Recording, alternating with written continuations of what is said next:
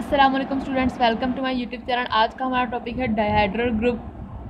Dihedral group का हमने related कुछ सिमेट्रीज़ को डिस्कस किया था पहले पिछले लेक्चर्स में। एक में सिमेट्री ऑफ ट्रायंगल को डिस्कस किया था, अगले में सिमेट्री ऑफ स्क्वायर को। अब हम जा रहे हैं जिसे जनरल पढ़ने के लिए, स्टडी करने के लिए कि डायहेड्रल ग्रुप होता क्या है। इसे DN से डिनोट किया जाता है। An important family of examples of groups is a class of groups whose elements are symmetries of geometric objects। क्योंकि हमारे पास एक इम्पॉर्टेंट जो है एग्जांपल है ग्रुप की। इसमें हमारे पास ऐसी सिमेट्रीज पड़ी होती हैं, एलिमेंट्स की सिमेट्रीज जो हम यहाँ पर लेते हैं, यानी जो सेट के अंदर जो हमारे पास एलिमेंट्स आएंगे वो हमारे पास सिमेट्रीज होंगी रेगुलर एन-गोन्स की। यानी कि कोई भी हमारे पास ज्योमेट्रिक ऑब्जेक्ट है उसकी जितनी साइड्स होंगी, अगर फॉर एग्जांपल 3 साइड्स हैं तो 3 गोन हो जाएगा, अगर 4 साइड्स है तो 4 गोन हो जाएगा। गोन का मतलब साइड्स, एन का मतलब कि कितनी है, ठीक है। तो हम उनकी सिमेट्रीज को डिस्कस करेंगे DN ग्रुप के अंदर। और हमने सिमेट्रीज को ही डिस्कस किया था, सिमेट्री ऑफ स्क्वायर भी डिस्कस की थी, सिमेट्री ऑफ ट्राइंगल भी। और यहाँ पर जो सिमेट्री होती है, अगेन मैं बता दूँगी क्या होती है कि कोई भी रिजिड मोशन होती है किसी भी एन गोन की, यानी कि कोई भी एंड साइड वाली कोई भी हमारे पास ज्योमेट्रिक ऑब्जेक्ट है तो उसकी हमने मोशन लेनी है जो कि इफ़ेक्ट करेगी by taking the copy of the n-gon की। यानी हम उससे इस तरह से रोटेट करवाएं या रिफ्लेक्ट करवाएं किसी ऐसे एंगल से कि अगेन जो हमारे पास आउटपुट हमें मिले वो वही वाली एन गोन वाली ही शेप मिले, और हम उसे इसी तरह इसी फैशन में मूव करवाते रहें, यानी इसी एंगल के साथ हम उसे मूव करवाते जाएं and then placing the copy back on the original n-gon के, जब तक वो पहले वाली हमें ओरिजिनल एन गोन ना मिल जाए। जैसे कि हमने स्क्वायर की सिमेट्री को डिस्कस किया था, मैंने यहाँ अगेन एक स्क्वायर बनाया है। अगर मैं इसको 90 डिग्री पर रोटेट करवाऊँ, कि हमने 90 डिग्री पर इसकी रोटेशन देखी थी, अगर मैं इसे रोटेट करवाऊँ तो ये क्या बन जाएगा जी, रहेगा ये स्क्वायर ही। इसके अंदर हमारे पास A B पे शिफ्ट हो जाएगा, B C पर, C D पर, C यहाँ आ जाएगा और D यहाँ पर आ जाएगा। तो ये हमारे पास, अब देखें इस हमारे पास ज्योमेट्रिक ऑब्जेक्ट के अंदर कितनी साइड्स हैं, 4। तो ये 4 साइड्स वाले जो ज्योमेट्रिक ऑब्जेक्ट है, हमने इसे 90 की रोटेशन दी तो हमने इसे एन गोन को which can be effected by taking a copy of the n-gon, कि हम उसी कॉपी को, वही कॉपी हमारे पास वापस आनी चाहिए। हम उसे तब तक रोटेट करते रहें, तब तक उससे हम इसकी मोशन करवाते रहें जब तक कि ओरिजिनल कॉपी हमें इसकी ना मिल जाए। अब अगर अगेन हम इसकी रोटेशन करवाएं 90 पर तो हमारे पास जो स्क्वायर बनेगा B C पर आ जाएगा जी, C D पर चला जाएगा, D यहाँ आ जाएगा, A यहाँ, यानी हम इसकी ऐसे रोटेशन कर रहे हैं 90 डिग्री पर, ठीक है। अब अगर अगेन हम इसको 90 डिग्री की रोटेशन दें तो हमारे पास ये आ जाएगा A यहाँ पर आ जाएगा। यहाँ पर हमारे पास कोई, हमने इसे मोशन नहीं दी हुई थी तो ये R नॉट है। यहाँ पर हमने मोशन दी 90 की, R 90 आ गया। यहाँ हमने मोशन दी फिर से 90 की, R 180 आ गया। अब R 270 हमें मिलेगा। A यहाँ आ जाएगा, B यहाँ पर, C यहाँ पे और D यहाँ पे। अब अगेन जब हम इसे 90 की रोटेशन देंगे तो ये देखें हमारे पास पहले वाला ही ओरिजिनल जो एन गोन जो शेप थी पहले वाली वो हमारे पास आ गई है, C और D यहाँ पे। R नॉट के इक्वल आ गया तो हमारे पास इसका ऑर्डर क्या हो गया, रोटेशन का 4 हो गया। इसी तरह से हमने रिफ्लेक्शंस को देखा था। अब यहाँ पर हमने कुछ इंपॉर्टेंट बातें जो हमें डिस्कस करनी है इसके बारे में वो डिस्कस कर लेते हैं।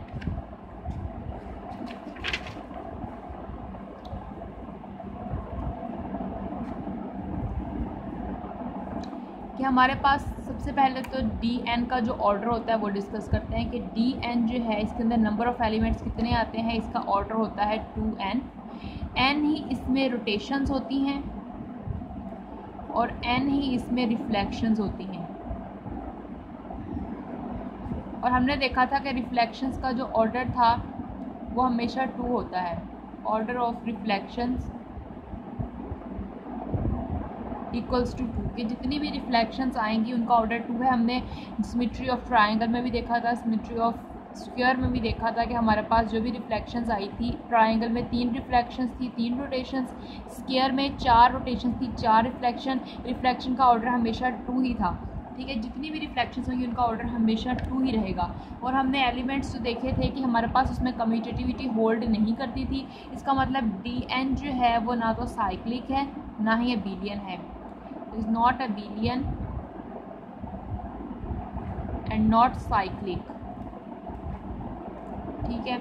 ये ना तो अबेलियन होता है ना ही साइक्लिक होता है। और इसके एलिमेंट्स किस टाइप के होते हैं हमने वहाँ पर थोड़ा सा मैं बता देती हूँ कि D3 के एलिमेंट्स हमने वहाँ पर लिए थे इस तरह से, कुछ R नॉट, हमने D3 जो ली थी सिमेट्री वो ट्राइंगल की थी, हमने वहाँ 120 की रोटेशन दी थी, R120, R240 और R240 के बाद फिर से हमें आइडेंटिटी R0 मिल गई थी। फिर हमने रिफ्लेक्शंस ली थी, रिफ्लेक्शन हमने L1 के थ्रू ली थी, L2 के थ्रू ली थी, L3 3 लाइंस थी। इसी तरह से D4 की हमने जो लिया था सेट बनाया था वो R0 था, हमने R90 की रोटेशन दी थी, फिर R180 की दी थी, फिर R270 की, फिर अगेन हमें R0 मिला था। फिर हमने रिफ्लेक्शन ली थी हॉरिजॉन्टल लाइन के थ्रू, वर्टिकल के थ्रू ली थी, फिर हमने डायगोनल, फर्स्ट डायगोनल और सेकंड डायगोनल के थ्रू ली थी। ठीक है, तो यहाँ पर हम एलिमेंट इस तरह से ले रहे थे। अब अगर हम यहाँ पर देखें कि हमारे पास 3 है तो यहाँ पर हमने लाइंस पास करवाई, 4 ऑर्डर है तो हमने यहाँ पर हॉरिजॉन्टली, वर्टिकली, डायगोनली देखा। तो स्टूडेंट्स एक बात याद रखें, अगर हमारे पास n जो है वो ऑड हो, if n is odd then हमारे पास हर सिमेट्री जो हमारे पास जो रिफ्लेक्शन वाली जो हमने देखनी है कि रिफ्लेक्शन किस तरह से आएंगी, तो each symmetry line passes through a vertex, कि हम इसके अंदर हर सिमेट्री के लिए लाइन जो पास करवाएंगे वो वर्टेक्स में से करवाएंगे। हमने इस तरह से ट्राइंगल के अंदर जो हमने रिफ्लेक्शंस देखी थी तो हमने इसके वर्टेक्स में से लाइन L1 पास करवाई थी, इसके वर्टेक्स में से लाइन L2 पास करवाई थी, इसके वर्टेक्स में से लाइन L3 पास करवाई थी। और जब हमने स्फीयर की देखी थी तो हमने हॉरिजॉन्टली करवाई थी, ये वर्टिकली ड्रा करवाई, ये हॉरिजॉन्टली करवाई, फिर हमने डायगनली करवाई थी। ठीक है, इस तरह से। तो स्टूडेंट्स ये बात याद रखें, जब n ऑड होगा तो हम वर्टेक्स से लाइंस पास करवाएंगे। अगर n इवन हुआ, जैसे यहाँ पर n 4 है, अगर n इवन होगा तो हम n/2 लाइंस जो हैं वो पास करवाएंगे। हमारे पास यानी n/2 लाइंस हम पास करवानी है। जो हमने लाइंस जैसे यहाँ पर n की वैल्यू 4 है तो 4/2 2 लाइंस जो हमने पास करवानी है इसमें से वो हमने करवानी है इसके ऑपोजिट वर्टिसेस में से, और n/2 ही लाइंस हमने पास करवानी है इसमें से इसके ऑपोजिट साइड्स में से। यानी कि ये जो ऑपोजिट साइड्स हैं इनसे 2 लाइंस पास हो जाएंगी और 2 लाइंस इसके ऑपोजिट जो वर्टिसेस हैं उनमें से पास हो जाएंगी, n अगर इवन हुआ तो। ठीक है, तो उसके बाद अब n अगर 8 होता है तो कितनी आ जाती है जी 4। तो 4 इसका मतलब हम ऑपोजिट फेसेस में से पास करवाएंगे। जो भी 4 हमारे पास बनेगी 4 साइड्स वाली गोन, और 4 साइड्स वाली जो भी हमारे पास ज्योमेट्रिक शेप बनेगी उसमें से हम 8 जो हैं वो हमारे पास 2 4 द 8 है, तो हम 4 लाइन्स जो हैं ऑपोजिट जो साइड्स होंगी उनमें से पास करवाएंगे, और 4 जो है हम लोग जो ऑपोजिट एंगल्स होंगे उनमें से पास करवाएंगे। ठीक है, उसके बाद अब इसके एलिमेंट को डिस्कस करते हैं। अगर हमारे पास यहाँ हम R0, R120 इस तरह से नाम दे रहे हैं, D3 के लिए, D4 के लिए, इस तरह तो बहुत सारी n की वैल्यूज़ होंगी, तो हम हर किसी के लिए अलग अलग नाम कैसे रखेंगे। तो हम ऐसा करते हैं, इसको किसी प्रॉपर नाम दे देते हैं जी। रोटेशन को नाम दे देते हैं R का, कि रोटेशन हमारे पास हम R से रिप्रेजेंट करेंगे DN सेट में, और जो रिफ्लेक्शन है उसे हम रिप्रेजेंट करेंगे जी S से। ठीक है, ये हमने नाम दे दिया। अब हमने देखना है कि इनिशियल रोटेशन कैसे ली जाएगी। जैसे हमने D3 में इनिशियल रोटेशन 120 की ली थी, D4 में हमने 90 की ली थी। तो ये बात याद रखें, इनिशियल रोटेशन के लिए हमने हमेशा क्या करना है, इनिशियल रोटेशन जो हम देंगे वो हम लोग जिस एंगल से देंगे वो हमारे पास होगा जी 360 डिवाइडेड बाय n क्या होगा जी, उस ज्योमेट्रिक शेप की साइड्स कितनी है। जैसे इसकी 4 हैं तो 360 को 4 पे डिवाइड करवाते हैं तो 90 आता है। तो हमने देखा यहाँ पर 90 की ही रोटेशन दी थी इनिशियल। इसी तरह से इसकी 3 साइड्स हैं तो 360 को 3 पर डिवाइड करवाते हैं तो 120 आता है। हमने इसकी 120 की ही रोटेशन दी थी। तो बस हमें इनिशियल रोटेशन 360/n की देनी है। ठीक है, n हमारे पास उस ज्योमेट्रिक शेप की साइड्स होंगी कितनी हैं। अब r और s जो हैं ये दोनों मिलकर हमारे पास जनरेट करेंगे dn को। देखें, इसका कोई एक एलिमेंट पूरे सेट को जनरेट नहीं कर रहा बल्कि 2 मिलकर जनरेट कर रहे हैं, इसलिए ये साइक्लिक नहीं है। अब r s किस तरह से जनरेट करेंगे कि हम r की पावर चढ़ाते जाएंगे। जैसे हमने यहाँ पर r0 लिया था, R120 हमने इसके ऊपर 120 की रोटेशन दी, फिर अगेन 120 की दी, फिर इस तरह से। तो हम इसके ऊपर भी पावर चढ़ाते जाएंगे, यानी r⁻1 R2 R3 and up to so on r⁻n equal आ जाएगा आइडेंटिटी के। ये जब हम r की पावर को n लेंगे तो आइडेंटिटी आ जाएगा। फिर रिफ्लेक्शंस आ जाएंगी कि s टाइम रिफ्लेक्शन, कि फिर हम s की हम r के साथ रिफ्लेक्शन ले रहे हैं, यानी हम r जो है वो हमारे पास क्या है, इसकी इनिशियल रोटेशन होगी कि हमारे पास एस आर के साथ ले रहे हैं। यानी यहाँ पर r की पावर क्या है 0 है, यहाँ 1 है, एस आर की power 2 and up to so on SR⁻n-1। तो ये हमारे पास रिफ्लेक्शंस को रिप्रेजेंट करेगा कि ये हमने s रिफ्लेक्शन ली, फिर हमने एस आर रिफ्लेक्शन ली, फिर हमने एस आर स्केयर ली, फिर s are N minus one ली। ठीक है, तो ये हमारे पास इसके एलिमेंट्स होंगे। अब जब भी हम कोई भी डायहेड्रल ग्रुप एन की किसी भी वैल्यू के लिए डिस्कस करेंगे तो हम इस टाइप का सेट लेंगे। और इसके अंदर एलिमेंट्स किस टाइप के हैं स्टूडेंट्स, इसमें एलिमेंट्स इस टाइप के हैं कि हमारे पास इनका जो, यानी कि अगर हम यहाँ पर लेते हैं एस आर तो वो इक्वल हमारे पास किसके आएगा, यानी कि हमने देखा था कि ये अबिलियन प्रॉपर्टी यानी कम्यूटेटिव प्रॉपर्टी को होल्ड नहीं कर रहा था। तो हमारे पास यहाँ पे अगर हम आर एस लेते हैं या एस आर लेते हैं तो हमारे पास ये इक्वल आ जाएगा एस आर इनवर्स के। अगर हम इसे इस तरह से लेना चाहें, अगर हम यहाँ पर एलिमेंट्स आर एस भी रख सकते हैं, अगर आर एस रखना है फिर सब में हमें आर एस ही रखना होगा। अब हमने एस आर की फॉर्म में रखे हैं तो आर एस एलिमेंट इक्वल होगा एस आर इनवर्स के।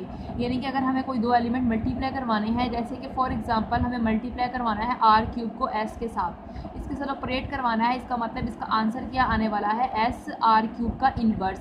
अब यहाँ पर अगर हम एन की वैल्यू, यानी एन की वैल्यू अगर हमने 4 रखी हुई है तो ये D4 का एलिमेंट होगा। D4 का एलिमेंट होगा तो D4 के अंदर आर क्यूब का इन्वर्स क्या होगा, R होगा। तो यहाँ आ जाएगा एस आर, यानी आर क्यूब एस का आंसर होगा एस आर। ठीक है, तो हम लोग इसे इस तरह से डिस्कस करेंगे। ठीक है, अब हम इसको मज़ीद थोड़ी सी बातें इसके ऊपर डिस्कस करते हैं।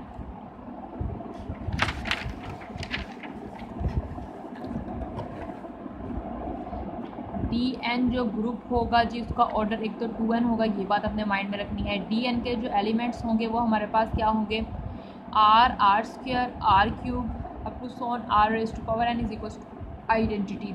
आइडेंटिटी इसकी एक किस्म की कहने के 1 होगी।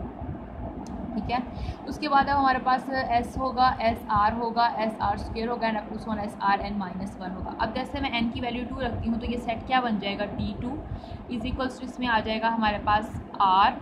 अब आर की पावर जब 2 लेंगे तो वो किसकी इक्वल आ जाएगा, आइडेंटिटी के, क्योंकि आर की पावर एन आइडेंटिटी के इक्वल है। फिर रिफ्लेक्शंस आ जाएंगी एस, एस आर और एस आर की पावर n माइनस 1 तक जाना है, यानी 2 माइनस 1, यानी यहाँ तक इसके एलिमेंट्स आ जाएंगे। तो इसके एलिमेंट क्या बन गए, आर 1 एस एस आर, ये D2 बना। इसका ऑर्डर क्या है, D2 का 2n आना है और n की वैल्यू क्या है 2, तो 2 इंटू 2 इक्वल क्या रहेगा 4 के, यानी इसके एलिमेंट्स कितने हैं 4। इसी तरह अगर मैं n की वैल्यू 3 रखूँ तो D3 इक्वल आ जाएगा r, are square, are cube equal आ जाएगा 1 के, एस, एस आर और एस आर स्क्वायर तक ये जाएगा।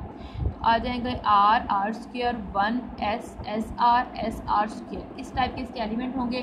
अगर हमें इनके किसी एलिमेंट को ऑपरेट करवाना है, यानी मल्टीप्लाई करवाना है, अगर आर स्क्वायर को एस से मल्टीप्लाई करवाना है तो वो इक्वल आएगा एस आर स्क्वायर का इन्वर्स।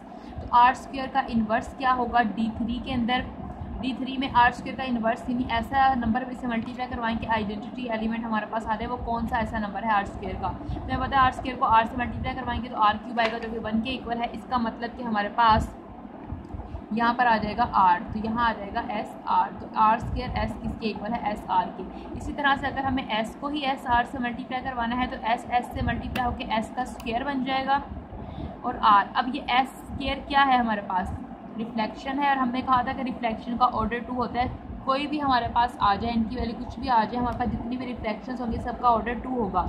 ये बात अपने माइंड में रखें। तो एस का ऑर्डर भी कितना होगा जी 2। अगर इसका ऑर्डर 2 है तो एस की पावर 2 क्या देगा, आइडेंटिटी। तो इसका मतलब एस स्क्वायर किसके इक्वल आ जाएगा 1 के, 1 इंटू आर इक्वल आ जाएगा आर के। इसका मतलब S dot S R equal किसके आ जाएगा, आर के। ये बात अपने माइंड में रखनी है। ये कुछ चीज़ें थी इंपॉर्टेंट जो हमने देखी इसके बारे में, और ये हमारे पास नॉन अबिलियन है, नॉन साइक्लिक है। अब नेक्स्ट लेक्चर में ये थोड़ा सा बताया मैंने आपको। अब नेक्स्ट लेक्चर में हमने क्या करना है कि n की वैल्यूज़ रखनी है। जैसे n की वैल्यू 1 रखी, n की वैल्यू 2 रखी, 3 रखी, 4। फिर हम उनकी जो हमारे पास उनके जो सेट्स बनेंगे उनको हम चेक करेंगे। इसी कितने सब ग्रुप्स हैं, कौन कौन से साइक्लिक सब ग्रुप्स हैं, कौन से नॉन साइक्लिक है, कौन से अबिलियन है, ये सारी चीज़ें हमने डिस्कस करनी है। और कितने ऑर्डर के सब ग्रुप इसके हो सकते हैं, ये सारा कुछ हमने डिटेल में डिस्कस करना है। तो आप हमारी नेक्स्ट वीडियो ज़रूर देखिएगा। अगर आपको हमारी वीडियो अच्छी लगे तो उसे लाइक कीजिएगा। हमारे चैनल को अगर अभी तक आपने सब्सक्राइब नहीं किया तो प्लीज़ हमारे चैनल को सब्सक्राइब कर दीजिए और बेल आइकन को ज़रूर प्रेस कीजिएगा ताकि आपको हमारी हर नए वाली वीडियो का नोटिफिकेशन मिलता रहे। थैंक यू स्टूडेंट्स, अल्लाह हाफ़िज़।